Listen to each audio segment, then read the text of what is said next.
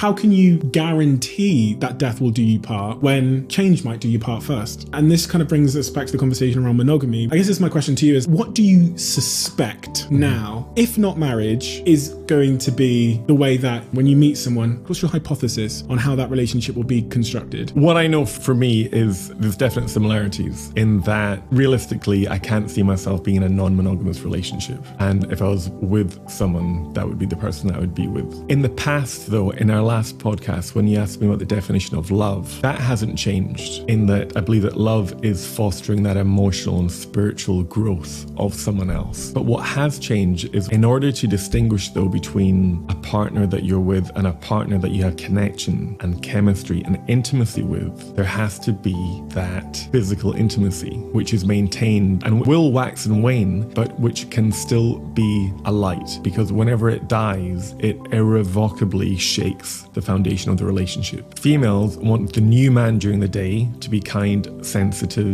loving. A Neanderthal and tie them up in the evening. But do you know what? It got me thinking, what if the same ingredients that lead to a long-lasting, loving relationship or monogamous marriage, stability, dependability, relatability, safety, protection, caregiving, what if these are the same ingredients that kill desire? What I think is true is that, and I should just speak for myself, what I potentially find attractive in the bedroom might be the things that I actually stand against during the day. There might be power and there might be dominance, and that doesn't match up with how I see myself during the day. And so then you reach this conflict. And I think what I began to do was I began to become the new man and only the new man. And actually what I want to do more often is to tap more into both sides.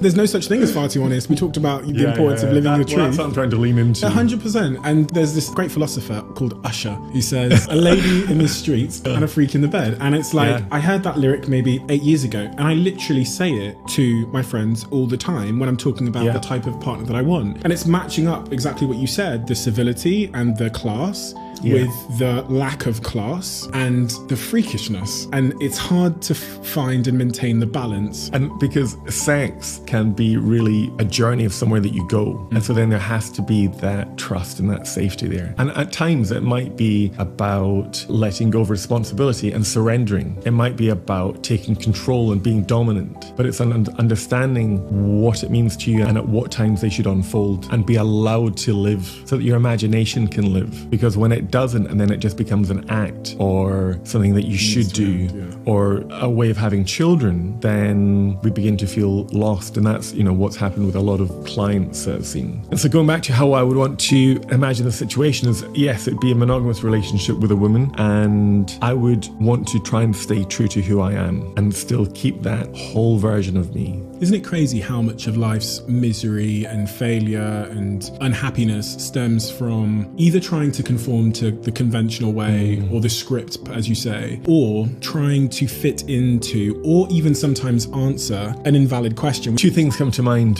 One is that, like you said before, the solution in my mind will be bespoke, because we're trying to take a one-size-fits-all solution, a panacea, and apply it to everyone. And we're all unique. It's important, I think, for us each to begin to become aware of the emotional resistance we have to considering possibilities outside of the conventional nuclear family unit, and just begin to think about what that might mean, where we might be able to see change. And the second part is to ask ourselves, what do I think I have to have in order to be happy? In relationships, often people think marriage, children. In business, it could be X revenue, Y setup, Z lifestyle. And then we can ask, what will that give me? Why will it make me happy? Because below will be the emotional need.